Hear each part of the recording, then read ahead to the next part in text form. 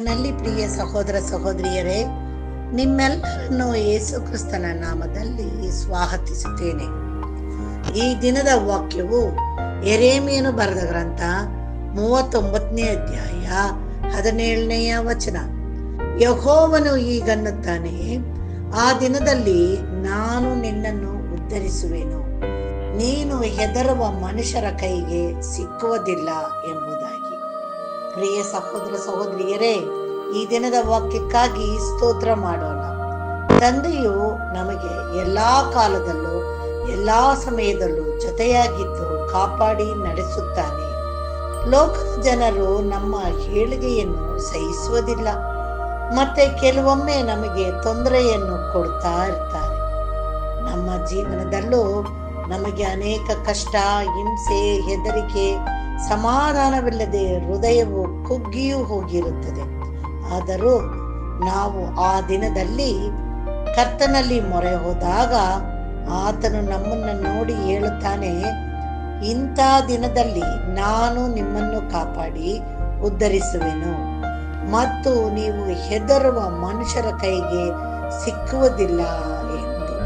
ಹೌದು ಪ್ರಿಯರೇ, ಈ ಕಡೆ ದಿನಗಳಲ್ಲಿ ಜೀವಿಸುವ ನಾವು ನಮ್ಮನ್ನು ಆತನಿಗೆ ಒಪ್ಪಿಸಿ ಸ್ವಂತ ರಕ್ಷಕನಾಗಿ ಒಪ್ಪಿ ಪ್ರತಿ ದಿನದಲ್ಲೂ ಆತನೊಂದಿಗೆ ನಡೆಯುವ ಅನುಭವವನ್ನು ಹೊಂದಿ ನಡೆಯಬೇಕು. ಆಗ ಕರ್ತನು ನಮ್ಮ ತಂದೆಯು ನಾವು ಆತನ ಮಕ್ಕಳು ಆಗಿ ಜೀವಿಸುವ ಅಧಿಕಾರವನ್ನು ಹೊಂದಿರುತ್ತೇವೆ. ಪ್ರಾರ್ಥನೆ ಮಾಡೋಣ. ನಮ್ಮನ್ನು ಬಹಳವಾಗಿ ಪ್ರೀತಿಸುವಂತ ನಮ್ಮ ತಂದೆಯಾದ ದೇವರೇ, ಈ ದಿನಕ್ಕಾಗಿ ನಿಮಗೆ ಸ್ತೋತ್ರ. ನಮ್ಮ ಆಯುಷ್ಯ ದಿನದಲ್ಲಿ ಒಂದು ದಿನವನ್ನು ಹೆಚ್ಚು ಮಾಡಿ ಕೊಟ್ಟಿದ್ದಕ್ಕಾಗಿ ಸ್ತೋತ್ರ. ಈ ದಿನದಲ್ಲೂ ಕೂಡ ಕರ್ತನೆ, ನೀನು ಕೊಟ್ಟಂತ ವಾಕ್ಯವನ್ನು ಧ್ಯಾನಿಸುತ್ತಾ ಅದರಂತೆ ನಡೆಯಲು ನೀನು ನಮಗೆ ವಾಗ್ದಾನವನ್ನು ಕೊಟ್ಟು, ಹೌದು ನಿನ್ನೊಂದಿಗೆ ನಾನು ಇದ್ದೇನೆ, ಹೆದರಬೇಡ, ನಿನ್ನನ್ನು ಉದ್ಧರಿಸುವೆನು ಎಂದು ಹೇಳಿದೆಯಲ್ಲಪ್ಪ.